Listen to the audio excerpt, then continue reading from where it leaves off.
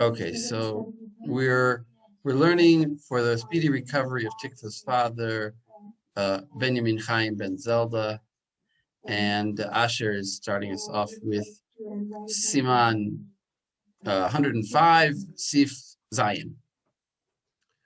Okay, so Erev Tov. I'm sort of copying Andre's, but not completely, because usually whenever I teach Judaica online, I always do it with slideshows and PowerPoint presentations. So the fact that I'm doing it now is partly I was inspired by the fact that, okay, it is doable within this setting, but it's also what I found that I just do anyway a lot. And you know, they always say you should play to your strengths. So my strengths are also just trying to make the slideshow a little bit fun. So please don't think that the pictures are trying to make it childlike, but I decided to have fun with it because that's what I do.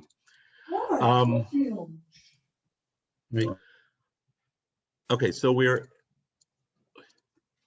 in Siman Zayin of Sif Kufay. The overview so far, or a big overview I want to give, there are basically 4 types of potential transference. This Siman is going to discuss 3 of them. The one that's not really discussed here is Mikli Lekli. The ones that are discussed in excess is Me'ochel Le'ochel. And then it's going to be brought up a little bit later at the very end. The Ramah brings up Mikli Le'ochel, and then a couple of the commentaries talk about Me'ochel Lekli. But the bulk of the halacha, bulk of Siman Zayin is really Me'ochel Le'ochel. So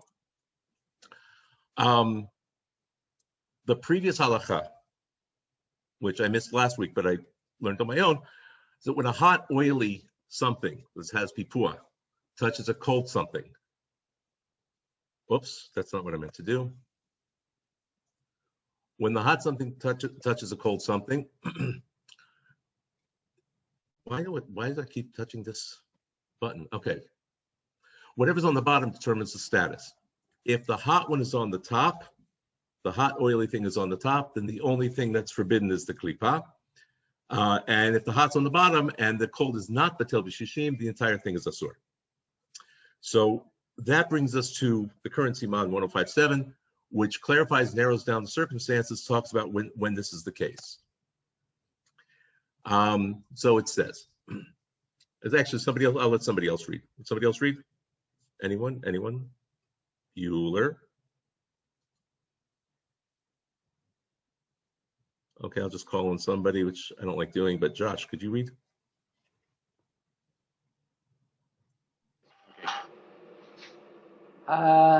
בחתיכת איסור אוסרת חברתה. Wait, you've muted somehow. Again? Yeah. חתיכת איסור אוסרת חברתה ונגיעתה, דווקא כשאיסורה מחמת עצמה, כגון נבלה או בשר בחלב. אבל אם אין בה איסור, אלא מה שבלה ממקום אחר, אינה אוסרת אחרת הנוגעת בה, אפילו אם ניצלו יחד. Okay. To translate? The idea that one piece of food can make the other piece of food forbidden by touching, that's when its forbiddenness is from itself, is inherent, like a nevela or meat and milk. But if its forbiddenness is only from what it drew from another food, from another place, it doesn't forbid something else that touches it, even if they were roasted together. Right. So, hold on, let me get this thing going. Okay. So the case discussed in the previous halakha, it's saying it only refers to a case, like you said, in which the isur is an isur mechamat atzmo, which is it's inherently forbidden, such as the nevela or some milk-saturated meat. However, if the isur is an isur b'liyah, then the food can't transfer an isur, even if they're roasted together, in any event. Okay. So what's the chiddush? The chiddush here is basically that we have a rule already. She'ein b'liya yotzei miklei lekli lelo rotev, right? You can't have b'liya between two kelim if there's no liquid involved. What the Torah and the Shulchan Aruch here are teaching is that ein b'liya yotzei me'ochel la'ochel lelo rotev, right? Not something we hadn't yet necessarily had. But now he goes on and he gives an exception. Yavni, you want to pick up? Sure. במה דברים אמורים? כשבלעה איסור שאינו מפעפע, אבל בלע מן הדברים המפעפים בטבען, כגון שומן, אוסרת חברתה בין בצלי בין בנוגעת זו בזו, חם בחם, או בתחתונה חמה ועליונה צוננת, שהאיסור הבלוע בעצמה מפעפע ויוצא מחתיכה לחתיכה. Right. And he's right. So he's quoting the Rashba. So he's saying when we said earlier that the Isur B'liyah will apply, it's talking when the B'liyah is not from something that has Biapua, which is basically something hot and oily, something in which the oil can spread out. However, if there was Pipua, then all bets are off. The Isur does transfer, and it doesn't matter if it's roasting, not roasting, touching when hot, even if the hot's on the bottom, and even without liquid. So we're sort of getting now all of a sudden a huge narrowing of the rule that we had of this chiddush that we had a minute ago. The chiddush we had a minute ago is that there is a transfer me'ochel le'ochel, but now we're saying, but only if there's no pipua and only. And we'll talk in a minute the other only, but now as long if there was pipua.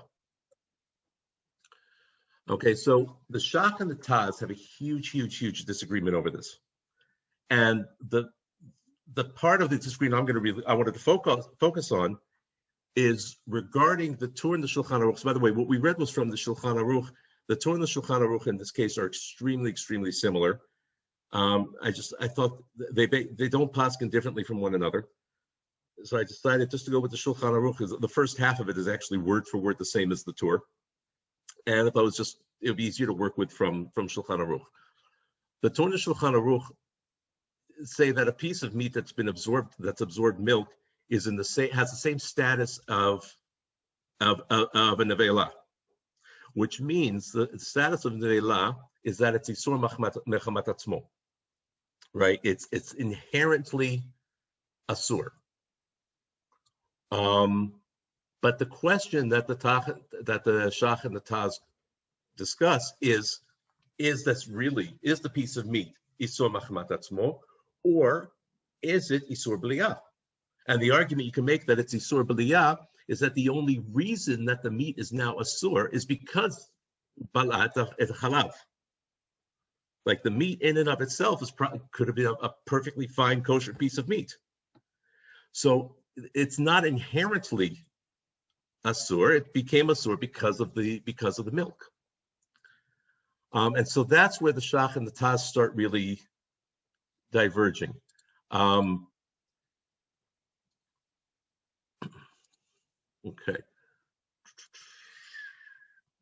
Okay. So I'm going to start with the Taz. Lexie, would you read the Taz for us? Sure. Ubasar b'chalav, hikshe Rishon ben Lakish b'per Gid Nashe. That's Rashal. He's quoting the Marashal here. Oh, sorry. Hikshe Rashal b'per Gid Nashe.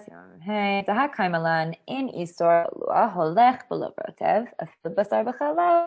Raya v'tipat chalav shenafla al basar b'Siman105. V'kshenasra ota chadicha or v'kiseh eno oseret acherot shenagu chamin zo. Yeah. Right. So it mentions the fact that like we have this principle, like paper doesn't spread in case of like balua stuff unless there's rotev to carry it around, and so when there's like milk that falls in an individual chaticha, the pot isn't covered and there's no stirring, we don't think it spreads to other. Right. you got muted towards the end. Okay, good. So basically what he's saying, he's citing a halacha that was a few sifim ago in 92, Tzadik Bet. And Tzadik Bet, they brought up the case in which a drop of milk fell on a piece of meat. So you have a meat inside the cholent, and the drop of milk splashed onto this piece of meat in the cholent. The ruling in Tzadik Bet is what you do is you take out the piece of meat that got the drop of milk, because that's now balua and we can't eat it, but it doesn't affect the rest of the pot of cholent. Okay, so he's saying as long as you didn't stir it and you didn't cover it up. If you stir it and cover it up, then the whole pot's gone. But as long as the pot was not stirred, not covered with that drop of milk on the piece of meat, then that piece of meat was isur balua.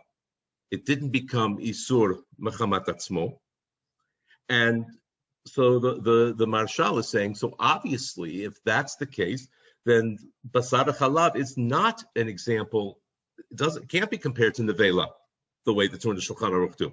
It can't be. That halacha in and of itself tells us that it's an isur balua. So that's what the Marshal says. And so the Taz continues. Joel, I haven't gotten you yet. You want to pick up the rest of the Taz? Sure. All right. Pirusha basar yasur machmat ze gam b'torat habayit ha'aruch bayit daled shar daled kach katav behedya al basar shenesar mechalav de'eno chozer v'oser sha'ar basar v'lo rotev afilu shtehen chamot v'chak katuv od b'daf sadi tet amud bet dechalav odam ein mefafeim. Okay. So he's also, he brought the Marshal, now he's also bringing the Rashba. And the Rashba also just said a piece of meat that's made asur by milk does not in turn also other pieces of meat without liquid, even if they're both hot. So the Taz, the Rashba, and the Marshal are, and the Taz even comes and says that he believes the Torah is mistaken in what he wrote here. And by the way, on the Taz and the, if anybody's following in another page or in the actual book or on one of the sites, I'm skipping around. I just did bits and pieces instead of giving you the whole thing and having us find where to read. So if it gets confusing, I apologize.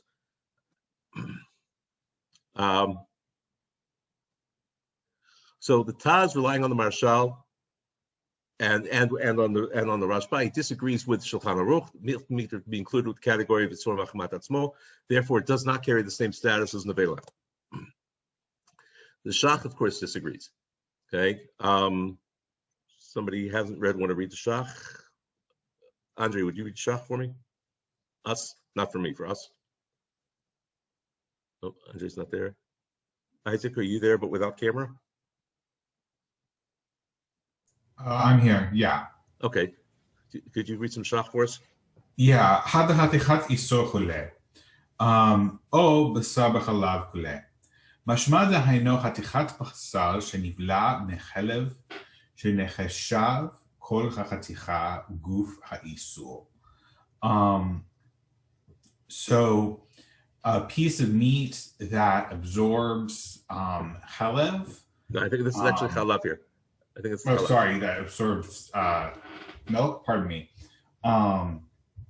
Then the entire piece is considered isur. Right.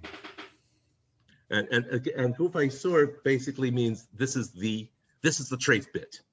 This is the, I'm not 100% certain, but my sense is that guf isur is sort of a synonym for isur machmat atzmo.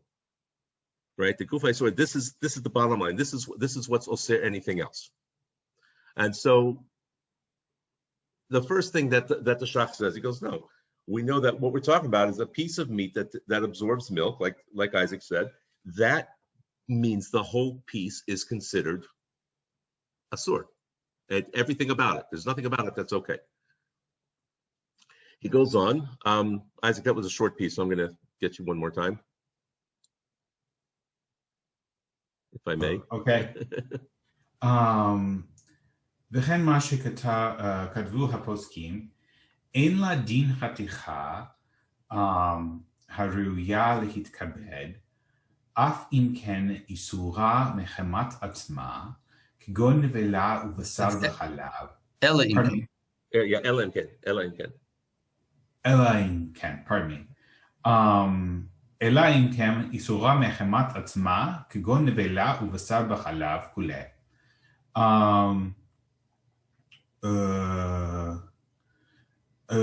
ופירש גם כן דהיינו שנבלה מבשר בחלב, וכן הבין מהראי,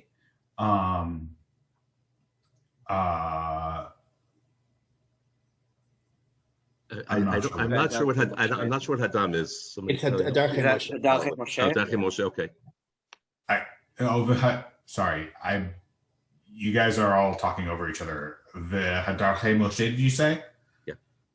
Okay. The Hadrisha, Savriga Ken, ושאר אחרונים דברי הטור, שהם כדברי המחבר, דחתיכת בשר שבלוע מחלב, אוסרת חברתה בנגיעה בלא רוטב. Right. Okay. So this is what the poskim wrote. So the deen of a piece of meat that is considered like fitting for guests, which makes other things usher, that only applies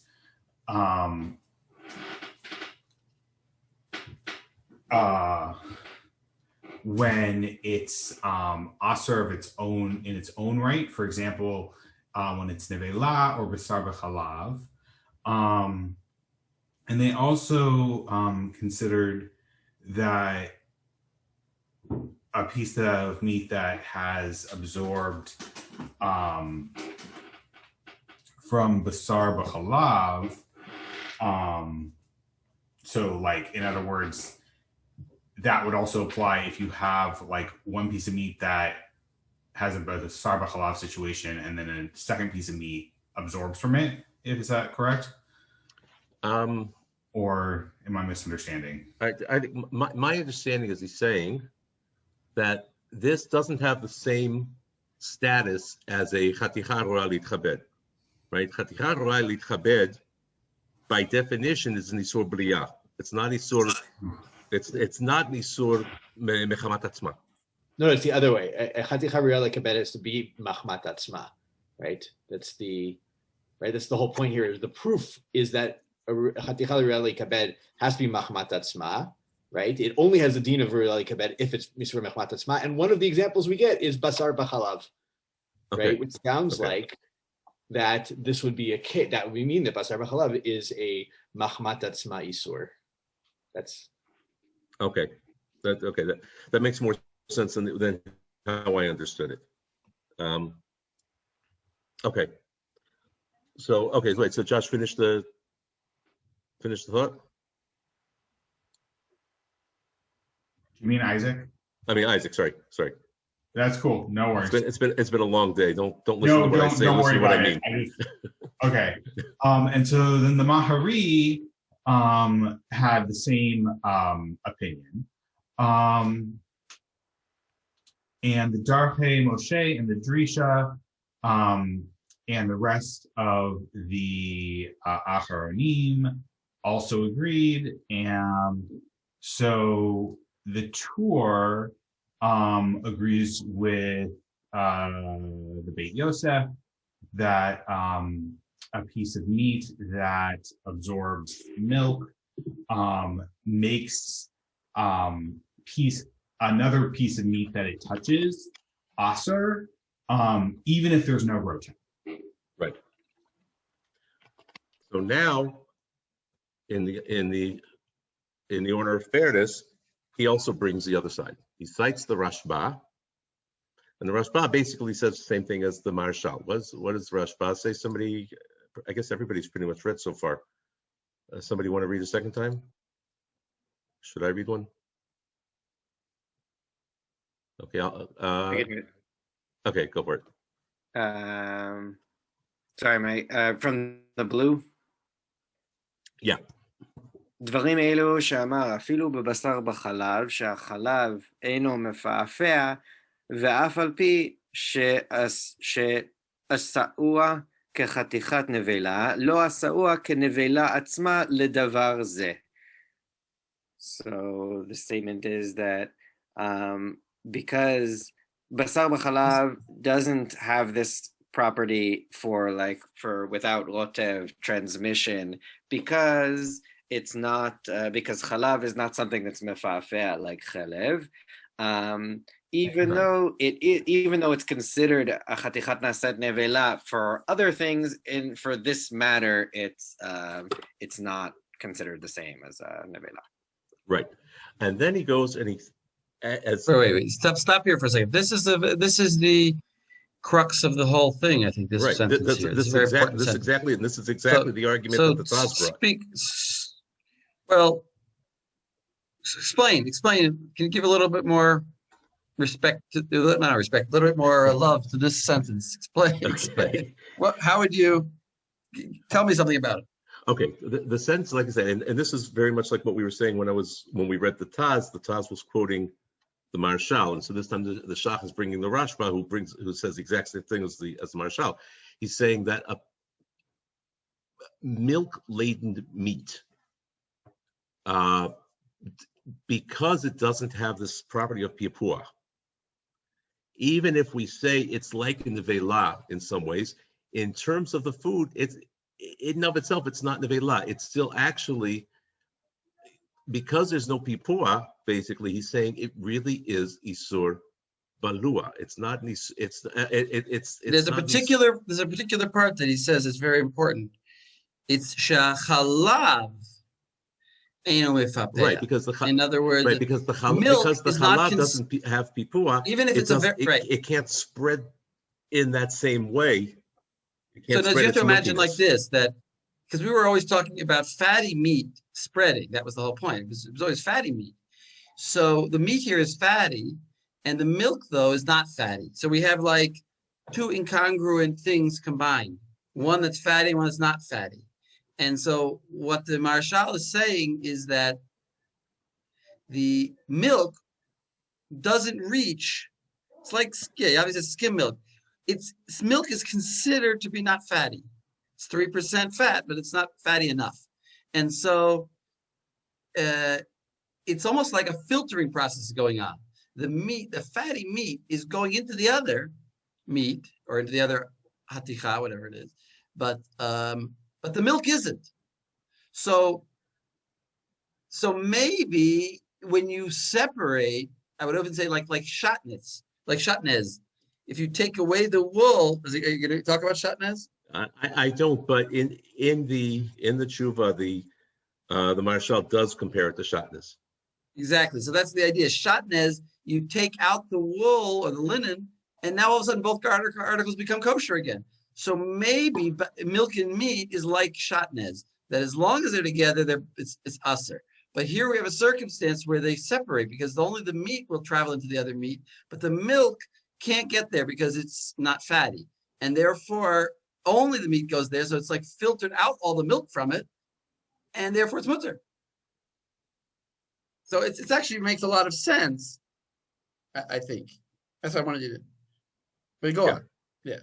Okay, so like I said, right. That's the Marshal, which is it's different than the Rashba, but brings in. I mean, that's the Rashba. Sorry, it's different than the Marshal, but it's basically making the same bottom line case.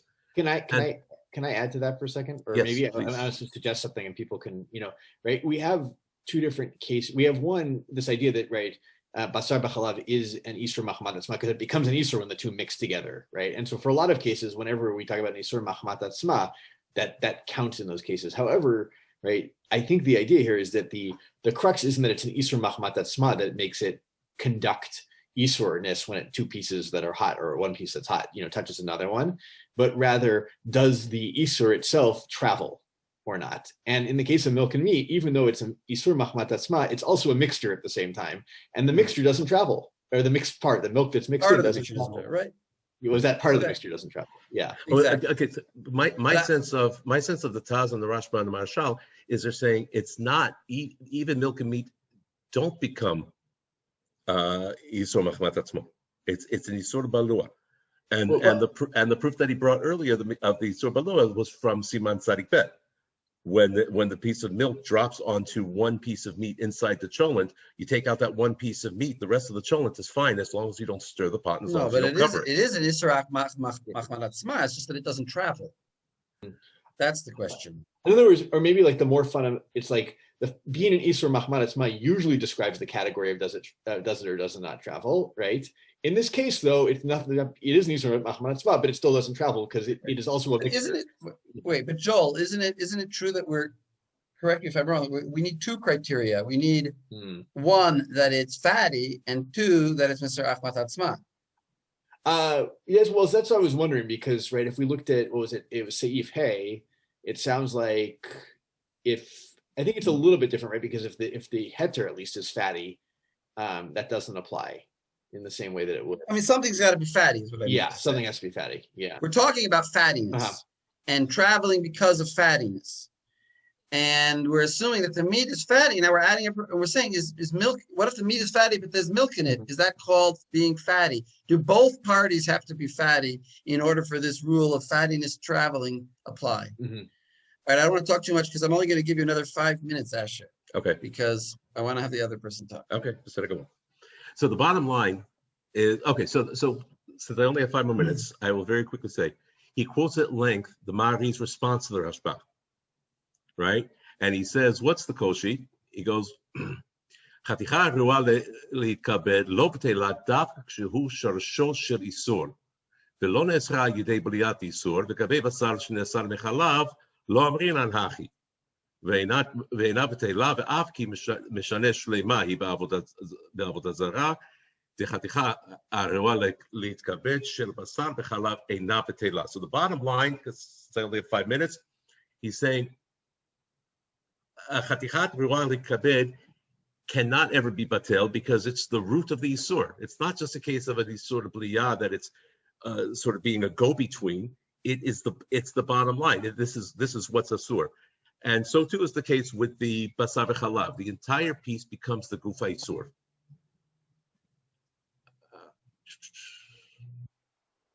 Okay. So Taflis, I thought this was interesting because it's kind of hard to imagine. Asher, your last line. Repeat your last line because it seems to be formulated nicely. I can't remember what it was. Now that puts pressure on me. Hold on, let me go back and see. Okay, I said the Chaticha Rali Chabed, in and of itself, it's not batel because it's the Isur. The Isur is based on this whole piece of Chaticha Rali Chabed. And he's saying the same is true with milky meat. The entire piece becomes the Gufa Isur, right? Which is different than what the Taz was saying. Taz was saying, no, it's not the whole piece. It's just without the Bliyah, it would have been a perfectly fine piece. So it's not in and of itself, as I think that's how I understood what the Taz was saying. And the Shach and the Mari are completely rejecting that. One thing I found, it's kind of difficult to imagine this actually happening in real life. I think anyone who kashrut's important, if there's anything that's Isur Bliyah, they're going to throw it out right away anyway. We're not going to risk it then falling into our pot of cholent or pot of whatever. So for anyone keeping score, and like I said, this is just what I do. It's kind of fun. The Torah Shulchan Aruch and the Shach say that the meats absorb milk, the Isur Chatikat Atzma, therefore transfers the Isur without liquid. The Taz, Marshal, Rashba say, no, it's Isur Bliyah. So it can touch permitted beasts of non-oily food with no liquid. And as a general rule, when the Shach and the Shulchan Aruch are in agreement, that's generally, not 100% of the time, but generally how we paskin. I mentioned earlier, there are we as Ashkenazim. Right. There are others. That's true. I've heard about them. I've read about them. Okay. So I mentioned earlier there are 4 types of potential transference. Where do we stand on this? With Mikli is an absolute rule. There's no transference b'li rotev. Me'ochel, it depends. When there's no liquid and isur bliyah, there's no transference. If there's liquid or with an isur machmat atzmo, there is transference. Now the question is, and yes, that is meant to be me in the picture at the bottom, what about kli lo chelochel kli? So enter the Ramah. The Ramah adds, וכל זה בבית חתיכות, אבל כלי שבעלה איסור עושה היתר שנוגע בו אפילו באיסור שאינו שמן. So what he's saying, and the Shach and the Taz basically agree with this, they say everything we've read in the Torah Shulchan Aruch, this refers to when there are two pieces of food. When it's a kli that's absorbed in Isur, it does transfer that Isur to whatever permitted foods that it touches. So if I've got, and the Shach brings an example of rice or fish, and it's made with either, and it's made chazkat basar, chazkat chalav, then if I take, let's say it's made with chazkat basar, and I take by accident my chalavi spoon and I stir it up, the entire dish then becomes asur. The isur of the chalav transfers from the kli to the pot, to the food, excuse me. And now the other thing, and this is strange, I didn't have time to go into this as much as I would like to. Is that, hold on. Okay, when the Shach talks about this, he sort of throws it as an afterthought. And this is very, very strange. It's like the principle seems very, very reasonable. Okay, so it's going to make the food, lo kasher. But it was v'chashiv ha'ma'achal ki'ilu hu kulo basar o chalav v'nesar im hakaf. And it's now all of a sudden a sort of an afterthought with no explanation. The Shach is also saying, oh, by the way, the food also can also the kaf, the kli. The Taz doesn't agree with that. The Taz in I don't remember exactly. I think it was in 16 says no. כלי שאין בו פליטה מגופה, אז יוצא שפיר, מה שבעלה לפי זה פשוט תכלי, אין נעשה ממאחז בלוע או איסור שאינו מפעפע.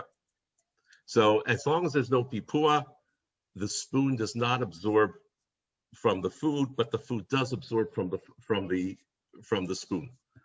And on that, I hope I stood within my 5 minutes, and very interesting, very interesting. Thank you, Asher. That last point is very much halacha l'maaseh, very nogea. Yeah. The kula of the Taz there. Anyway, shekayach. I want to study more how the Shach got to, like, why he just sort of threw that in as a, oh, by the way, and it's kind of like a big chiddush, but he doesn't explain. So I'm gonna research that more in this coming week. Okay, we'll look forward to hearing the results of your research. Okay. All right. Now let's go to Isaac. Yeah. I think I will be able to slam this out maybe in 20 minutes because this is a very short seif. Okay, let's see. How do I share my screen? I click the button. That's genius. All right.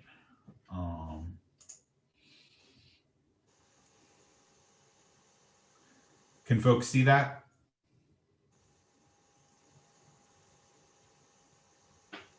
Yes, no, maybe so. Yes, I can see it. Yeah, we can see it. Okay. So this seif is about the question of broiling or grilling kidneys that are still in their chalev. So I didn't understand what that meant, so I found this nice picture that shows you what that looks like. So you can see here are these sort of sacks of fat. That's the chalev, and you see these little round red things in that. Those are the kidneys, and this is the kidney when it's all nice and cleaned up. Cool. I think that just helps you sort of see what is like what we're looking at and what would be the problem, right? Because as we just discussed with Asher's presentation. Isaac, I'm just asking that you periodically bring us back to that picture. Sure. Here, we'll stare at it for another second. You know, as we just discussed with Asher's presentation on Seif Zion, if you have fat that's like bubbling up and boiling around and what have you, that becomes a problem for transferring Isur. So you can imagine that if you roast these kidneys and the chalav is still there, that's going to become a problem, right? Because what's going to happen to the fat? It's going to liquidize, I think that's a word, liquefy, and boil up and around in these kidneys. And what's going to happen then? What's going to be the status of these kidneys? So forget this image on the right, because that's not actually what we're talking about. We're talking about this messy, weird situation on the left. Cool. So what I did was I broke this down into sort of 3 questions that the Seif addresses, which is, so there's a membrane around the kidneys, and what is that membrane like, and what are its attributes? Does that membrane protect the kidneys from the chalev? Those 2 questions are sort of combined. And then the third question is, there's white fat inside of the kidney. I haven't shown you a picture of that yet. We're going to look at that picture later. And is that a problem for when we're roasting these kidneys? So I tried to break it down so that we'll do like 1 question at a time. And we'll see if it works. Okay. Does anyone want to read the 1 line of the Mishnah and then the Gemara? Don't everyone jump at once.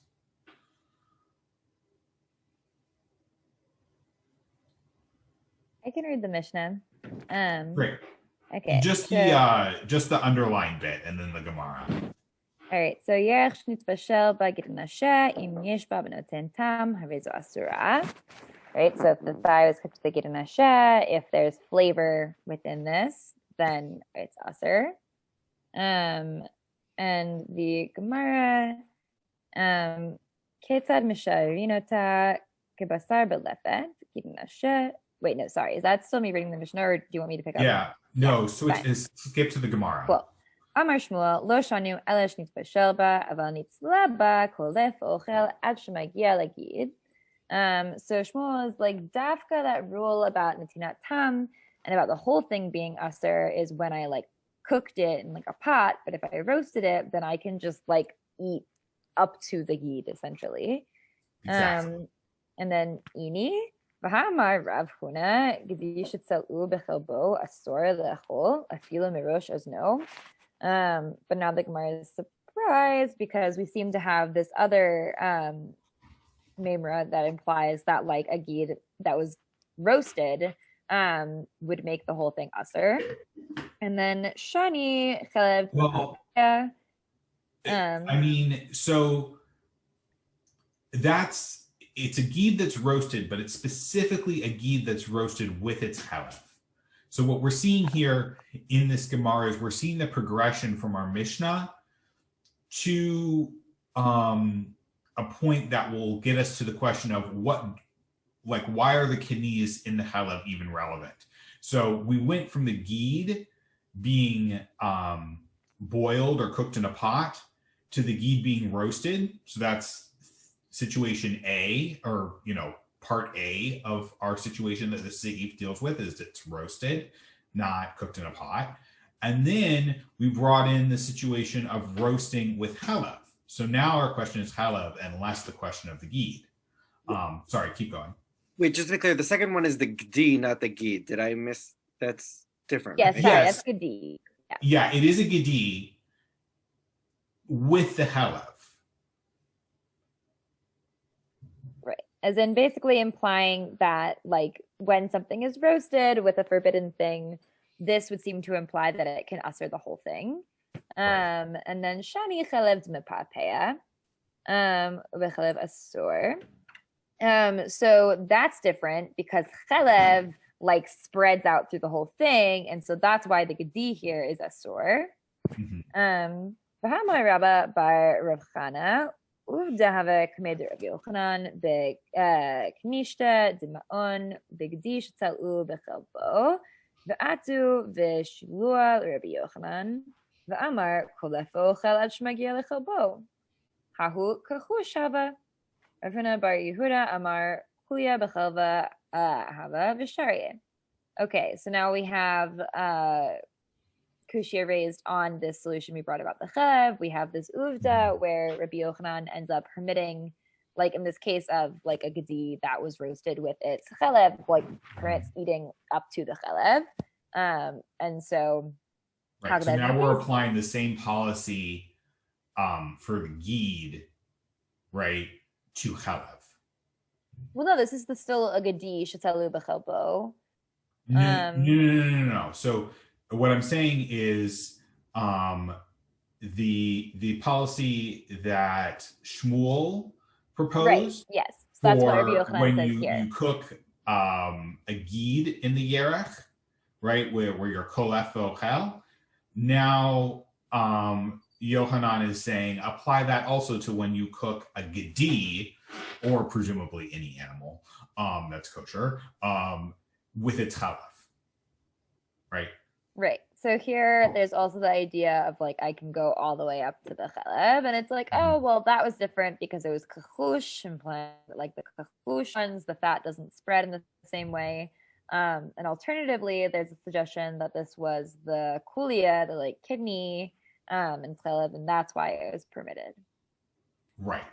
So through this Gemara, we end up with this situation that somehow, or this implication, I should say, that at least in this one last terutz, that the kidney is special.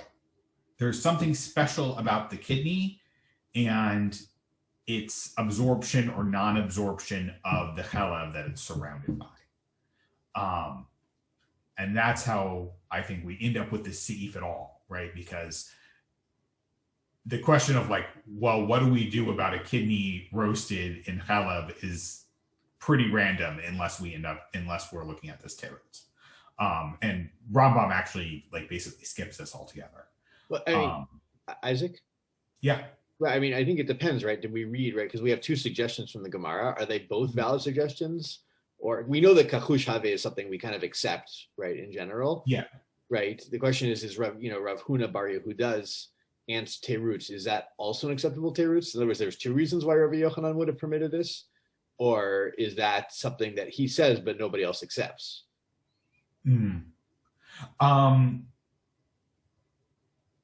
Yeah, I mean, it implies, like, I take this terutz to imply that somehow the Gemara takes the kidney to be different from other parts of the animal.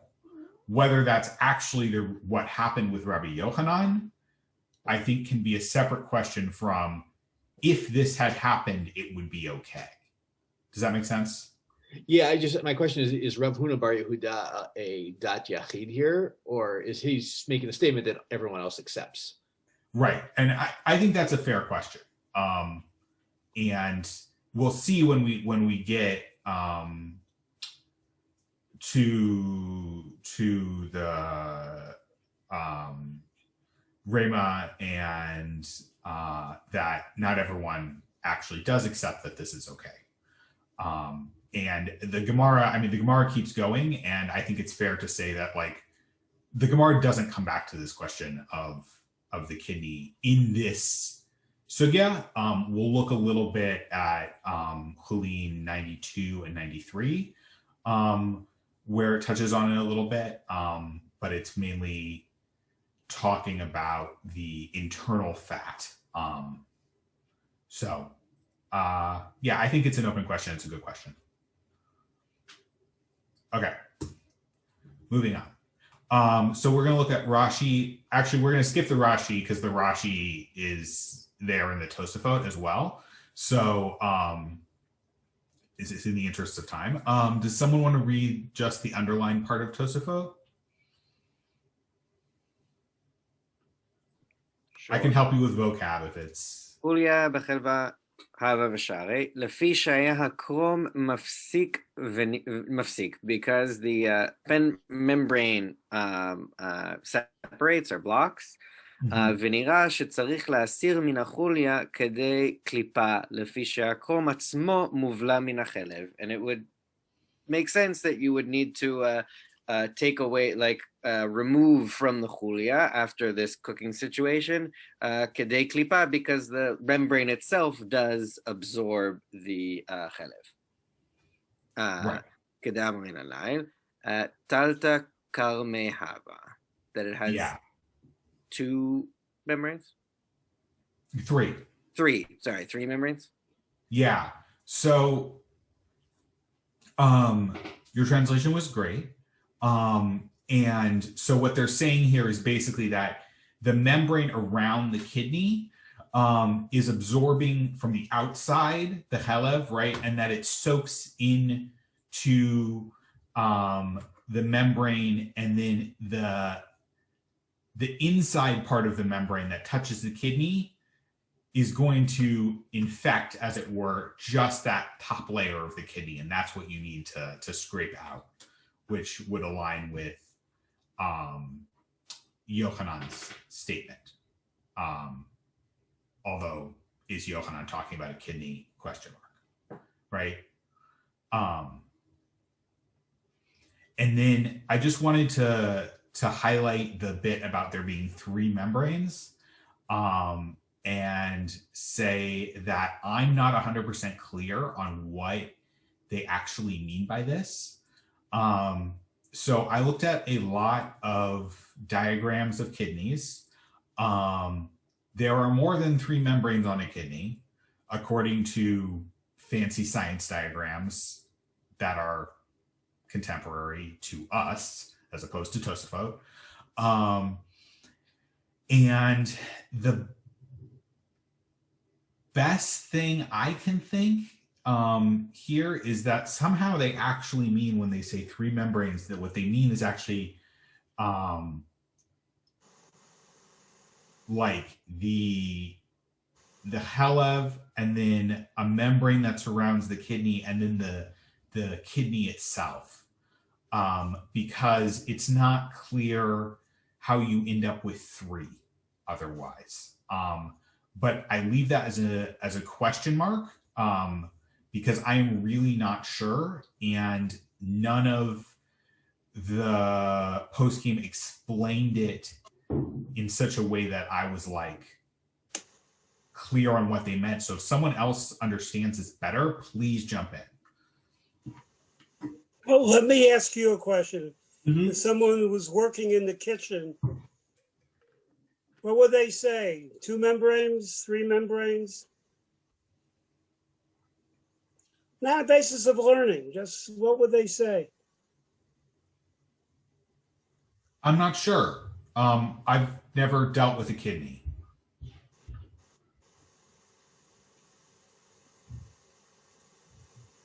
Andres, do you know anything about this?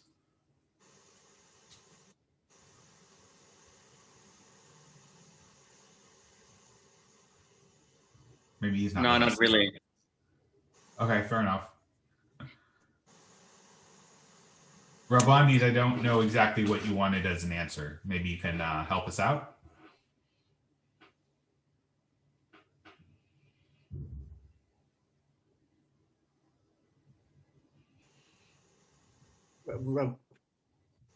No, people with, in other words, a lot of times they just think, halacha, the poskim, etc., are not being so scientific. They're being what we call scientific. They're more being, what do you see? What do you feel? How does that work? There are also a lot of examples throughout where the scientific knowledge they had at the day has been long since revised.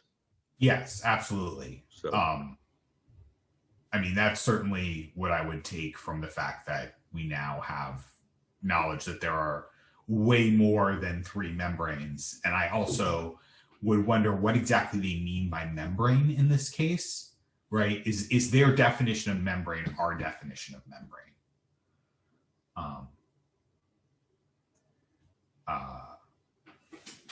So anyway, that's just kind of a footnote on how they're thinking about this. I think it doesn't really end up being a make or break point, but I just wanted to point it out. Okay, cool. So the Tur and the Shulchan Aruch are both going to sort of riff off of Rabbi Yochanan, and they have almost exactly the same wording. So does someone want to read the Shulchan Aruch, Asher? It's on the left. Yep. Let me just give you a 5-minute warning. Oh. Okay. Okay. כל שצלעו בחלבו אינו אוסר אלא כדי קליפה שהקרום מפסיק. So a whole piece that was roasted in its own fat. A kidney. Oh, kidney, sorry. A kidney that was roasted in its fat does not pass on the Isur except for just a klipa, because the chrome is, the membrane is sort of a barrier, is a mafsik. Perfect. And then since we have 5 minutes, I'm going to speed read through the rest of this. So they're riffing off of the Rosh. I can talk, I swear. And then the Beit Yosef, the second underlined piece of the Beit Yosef on the right, also brings Rabbeinu Yeroham. כתב שיש מחמירים שאם צלעה בחלב שעליך דוודאי אסורה הקוליה שאין כוח בקרום להפסיק. So Rabbeinu Yeroham basically thinks that the membrane doesn't actually have the ability to separate between the chalev and the kidney, and therefore the kidney is aser. But the Beit Yosef says, no, we're going to go with the Rosh, and rejects Rabbeinu Yeroham. And so then the Taz and the Shach are both concerned about whether or not the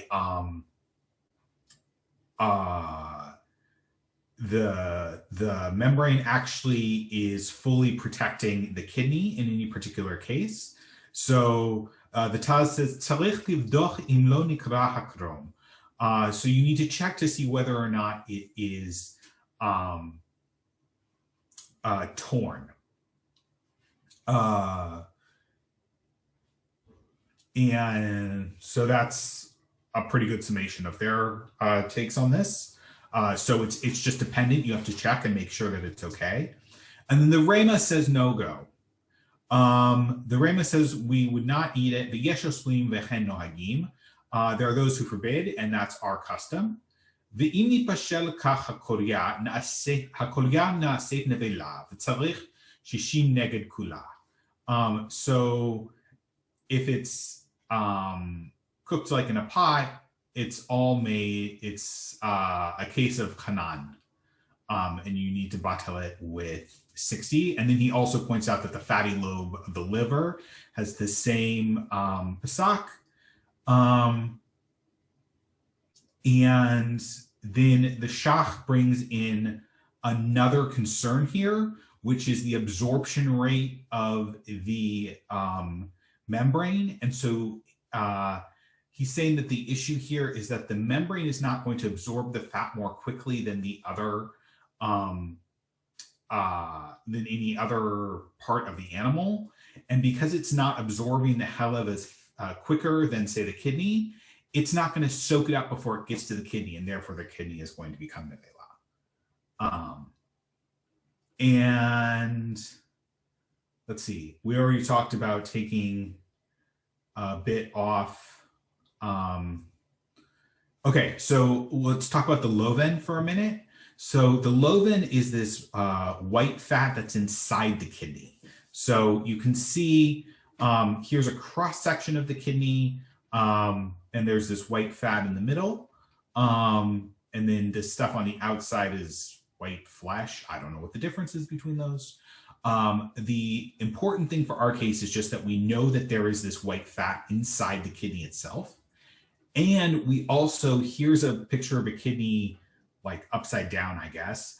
And you can see that the white fat is there outside of the kidney as well, right? Like it protrudes.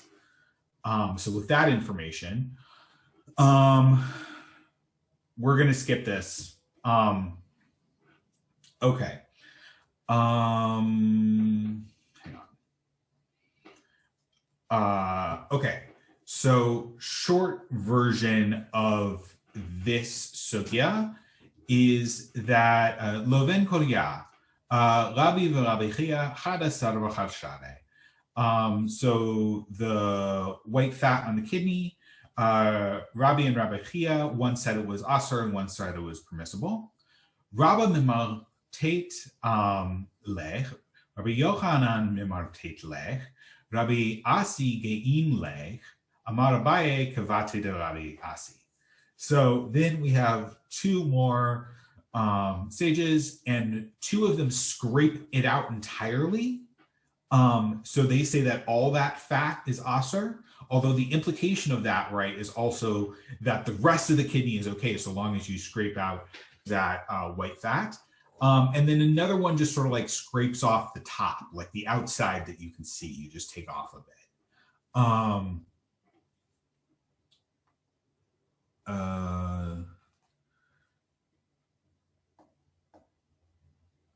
And so then Tosafot brings in Loven kolyade kira amrinan dimimaretle, v'yesh lomar kivan de la asur ela midarabanan ino oser et hakolya. And so Tosafot basically says it's only a derabanan isur, and therefore it doesn't make the entire kidney asur. So let's not worry about it. And then the Beit Yosef says that there's some like weird quality of the internal fat, so it doesn't have that bubbling up, the pikua, and therefore it doesn't make the kidney asur. And the moral of this story is that you should just eat kidney beans. That's it. Okay, thank you. Thank you very much. Kol hakavod, yisher koach. We'll take a break here for a few minutes, maybe 3 minutes. Let's join back at 5 after the hour. Nachum, can I talk to you for a second? Okay, Lexie, you're picking up from Sif Tet, I believe. Yes. So I'm going to apologize in advance that I have much less aesthetically pleasing teaching methods, mostly because there's a lot, especially in TET, and I just have to get through it. So on my screen, I have a where I mostly from a handful of other things on it. When is the initial text We're not hearing you very well. At least I'm not hearing you very well. Maybe hold your microphone closer or something. I'm directly in front of my laptop. I can try changing my internet connection things. Can you still not hear me well? I could hear your response. 1 second. Well, in the meantime, I'm gonna share my screen. Yeah, now I'm hearing you. Okay. Just talk slower. The internet is like a little bit encouraging. The internet is like 20 years old, so it doesn't hear so well. Fair enough. Okay.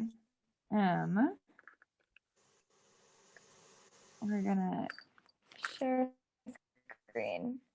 So do people see the Google Doc right now? People see this with the Shulchan Aruch? Cool. Okay, so this, I'm thinking the very first thing, we're gonna read this little chunk from Chulin, and then we're gonna try and take this Shulchan Aruch and Ramah kind of by chunks, addressing the stuff in it. So does anybody want to read this little Chulin bit here?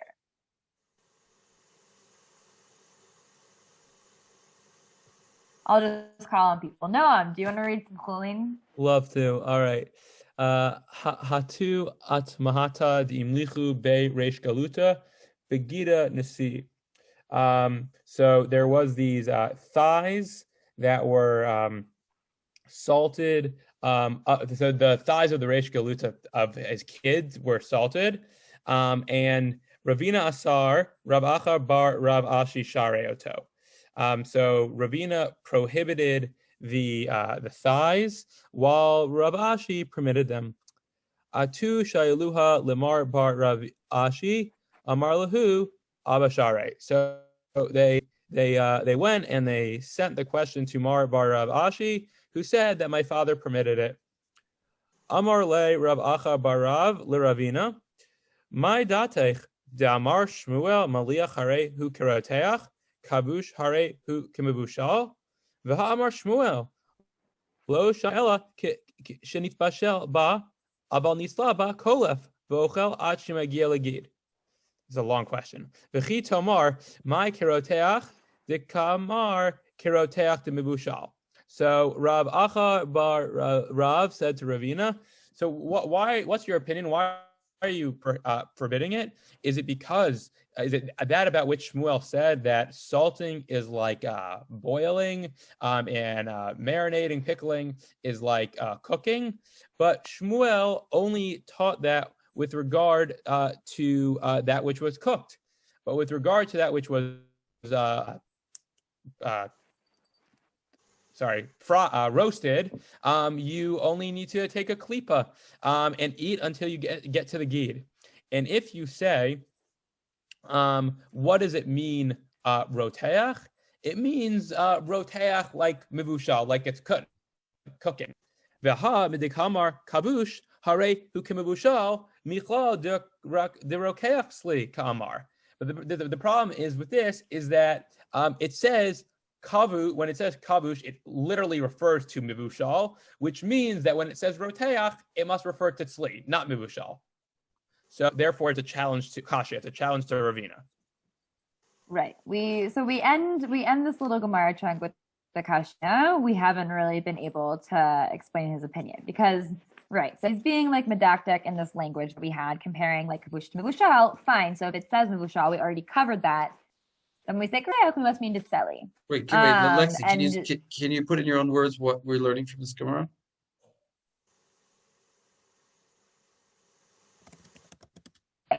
So we have this, basically this is bringing in the idea of Tzeli with being like the klipa. So that's going to be relevant. Like in this Gemara, we don't have Leach, which is what this Seif is mostly about. However, this Gemara is going to be relevant, especially in the way that different Rishonim like analyze the rules of Maliach, because we try and figure out where Maliach is exactly, whether it's exactly like Roteach, whether it's between Roteach and Mivushal. So that's going to be something we're trying to figure out. So does somebody else want to read this first section of the Shulchan Aruch? Joel, do you want to read? Sure. I'm going to actually read right out of the Shulchan Aruch just because it's easier print for me, if that's okay. So just because it's small on my computer screen. But all right, Maliach, starting Maliach she'eino nechal machmat mocho, probably. Oh, Lexie, I can't hear you at this point. Yeah, you're right. You're okay, right. I'll go for it. Maliach she'eino nechal machmat mocho, dino kiroteach umaflik lesor kedei klipa. All right, so something that's so salted that you can't eat it because it's so salty, right? That's like roteach at that point, and it exudes to make something forbidden the amount of a klipa.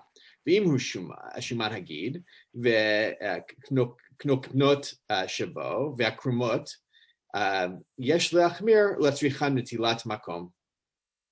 V'im hu chelev mamash tzarich 60 levatlo.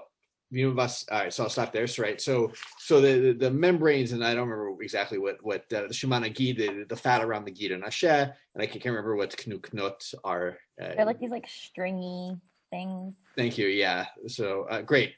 There we're machmir about them, and we say that so if you salt with them, that you need to take netilat makom, right, the finger's breadth. But if it's actual chelev, right, then you need shishim to be mivatelet. Is this talking about that the salty piece falls on, for example, or is fell onto by some other piece? And we're all talking about one piece right now, which will become clear in the next section of the Seif. But this is talking about like a particular piece with the chelev or the like knokanot and whatnot. We're not talking about a piece of chelev that was salted? Im hu chelev I- mamash. Chelev mamash. Yes, I think if it's the imhu chelev mamash, that's like a piece of chelev that was salted with like a piece of meat. And otherwise, I think it's like when the meat has like the stuff within it and like was salted without the removal of the forbidden thing. Okay. Okay. So do you want to finish up? Sure. Okay. אם בבשר שנמלח עמו הוא שמן, אפילו בשומן הגיד וקנוקנות שבו, צריך 60 לבטלו ולטעום ממקום שנגע כדי נטילת מקום.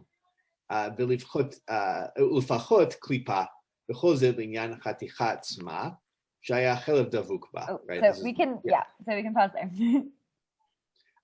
Right. So, all right. But if the meat itself was salted with it, right, and it's fatty meat, right, even we're talking about Shimon Agid and the stringy stuff, right? No, you see, let me just, I think this is saying, Ima basar shedimlach imo hu shamen. In other words, there's two pieces of meat we're talking about the whole time. One that is two pieces that are being salted next to each other. One is prohibited and one is permitted. And now we're asking, does the prohibited one prohibit the permitted one? I mean, I think it's talking about, because we have this language of shaya hachelev davukba, right? So it's like either it's one that has this chelev and it's touching, and it's like the chelev is like on the outside there, or the chelev was separated and was like salted by itself and is touching this, or it's literally within the one piece. I don't think it's just two pieces of meat. But yeah, agreed. It's both cases. Agreed. Yeah, I think it works for both. But the general idea here is that if you don't have, even if you have 60 against it, right, because it's fatty, you still need to take netilat makom, and if you don't have 60, then it's just problematic. At that point. So we have this like hierarchy that we've established of like the melicha in these cases of if something is kachush and there's melicha, then like we say dino karoteach, and we just need to do a klipa. If it's like the knokanot and Shimon Hagid, we could take netilat makom, which is a little bit more than a klipa. If it's like Shuman, then we should do shishim for the whole thing, right? So we have this idea of like with fatty pieces, we do think there's the capacity with maliach for it to spread sufficiently that I would need shishim to batel it. That's how the Shulchan Aruch is paskening. So I want to scroll down a little. Again, because there's very little time, we don't have the time to like actually look at really any of these sources inside. I will add them to this doc and can share it with you if you guys are interested in looking at them on their own. But based off of the sources in the Beit Yosef, how he compiles them, going through what some of the Rishonim think about what the rule is with Seli and how this maps onto Maliach, right? So he says the Rosh, the Rashba, and the Ran all think that Seli is always with Klipa. And that the rule of Maliach is like that, right? And the next bit, it's kind of confusing. It's like, says the Ramban, the way he read the Rambam is that you need shishim. The Rambam is not explicit about this. We'll get into this in a sec. The Rambam kind of seemingly contradicts himself. The Ramban also brings in a lot of different opinions, but there's an idea that, as we saw reflected in the Shulchan Aruch, at least in some cases with Malicha, we need shishim for the whole thing. And the Ra'ah says it's netilat makom. And so then our question is like, how is Maliach situated when with regards to the issues of Mivishal and Seli? Does it map onto one of them? Is it between them? Is it like more machmir? So the opinion of the Ramban that he brings is that maybe Chalev spreads sometimes with Seli, but not Maliach. So the Ramban thinks with Seli, you need shishim, but with Maliach, actually, he thinks it stays more concentrated. So for the Ramban, he thinks it's kind of somewhere, he thinks it's even more makil than Seli, right? So for Ramban, it goes like Bishul, Seli, Maliach. But then the Rashba doesn't like this idea at all, because he does like looking at kind of doing a medactic reading of the Gemara.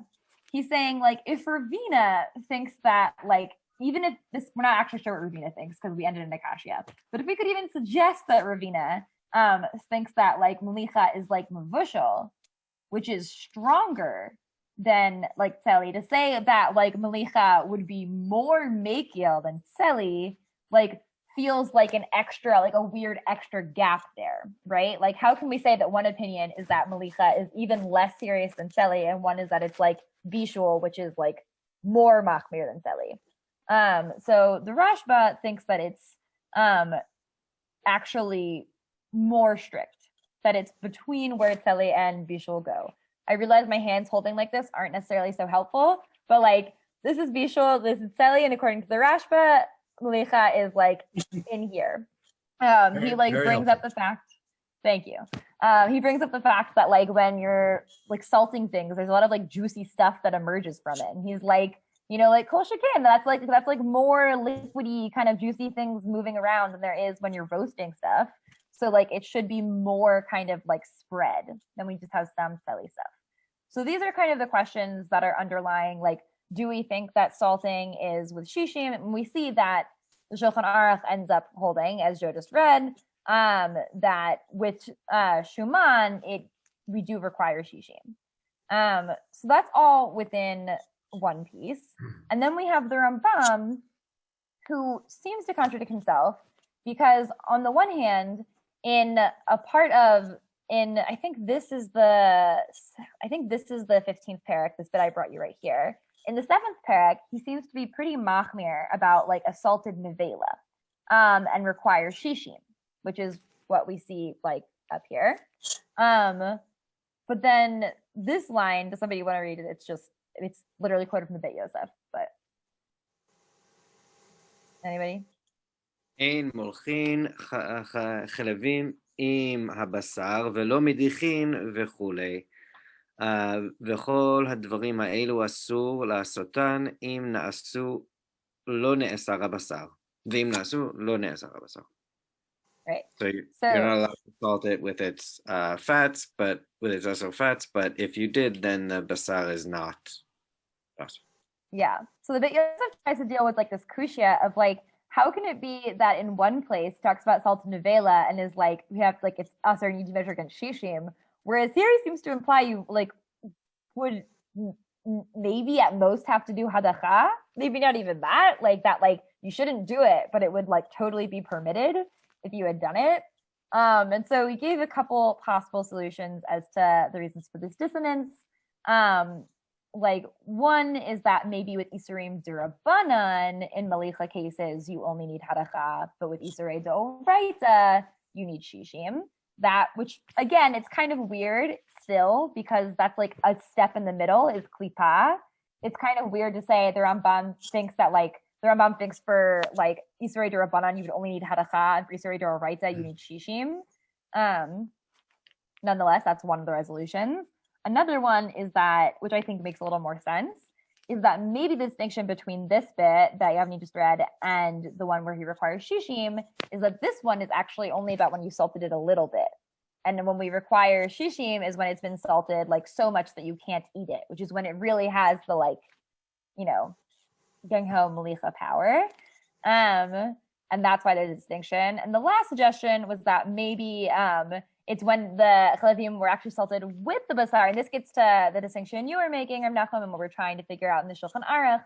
Maybe it's about when they were salted like with the basar itself versus next to it.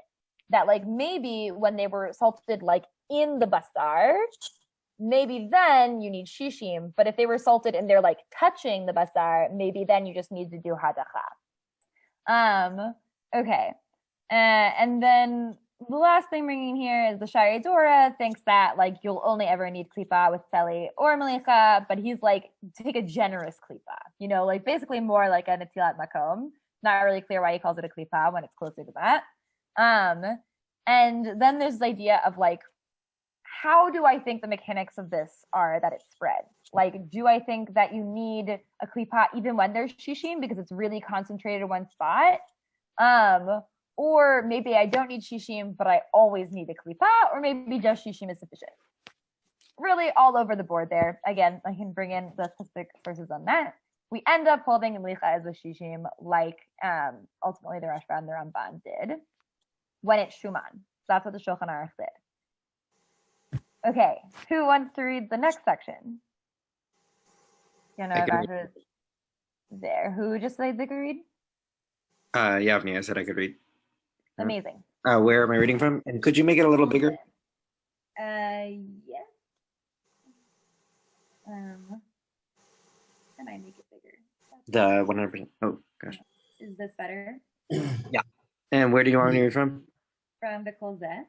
וכל זה לעניין חתיכה עצמה שהיה החלב דבוק בה. So this is all for the matter that you have the חתיכה itself that has the חלב attached to it, as we were discussing, ולעניין שאר חתיכות שנמלכו יחד, אם אין בכל, and for the matter of like the rest of the חתיכות that are being salted with one that has the חלב attached to it, אם אין בכל אחת מהם מפני עצמה 60 לבטל החלב, אסורות, ואין מצטרפים ביחד לבטל החלב. So each one of them needs to have 60 against the חלב in order to מבטל it, and they don't join together to en masse מבטל the חלב. דאין חלב מפעפע מחתיכה לחתיכה בלא רוטב, because the חתיכה doesn't spread out from חתיכה to חתיכה without sauce. ואם אין ידוע אם נגע בכולן, כולן אסורות. And if you don't know which one it touched, the חלב touched, then they're all not forbidden. If you don't know which one, if you don't know how many. Right, you don't know how many. Good, yeah. Right. Literally, if you don't know whether or not it touched all of them. ואם ידוע שלא נגע אלא באחת, ואין ידוע איזו היא, כולן מותרות. דחד בתרי בטיל. אפילו אין חתיכות הראויה להתכבד. And if you know that it only touched one of them, but they've gotten mixed up and you don't know which one it touched, then they're all permitted because it's batil, like in, well, and 1 and 2 is batil, even if they're chatichot rauyot litkabed, even if they're, yeah. That's a Right, key because point. this goes off of the idea that we've talked about, that we only actually hold by like the chaticha litkabed principle of never being batel when it's like asur machamat atzmo, but when it's some other things, then it doesn't have that. So, right, if I know it only touched one, I just don't know which one, then they're all fine. So I think that bit is a little more straightforward. So don't know if it's worth getting super into it, since I don't think I have more than like 10 minutes left max. So now we have this like monster Ramah on this section. And I'm gonna go through it because I want to get through, highlight some of the parts that I think are most important, and at least glance at the other two so you see them before we're done. So the Ramah,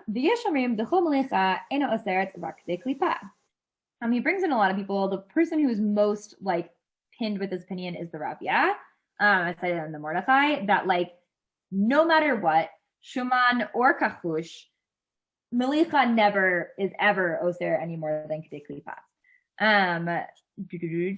Lefi she'en anu beki'in ben basar shamen lekachush nohagin l'sha'er b'chol melicha b'shishim kamo b'bishul.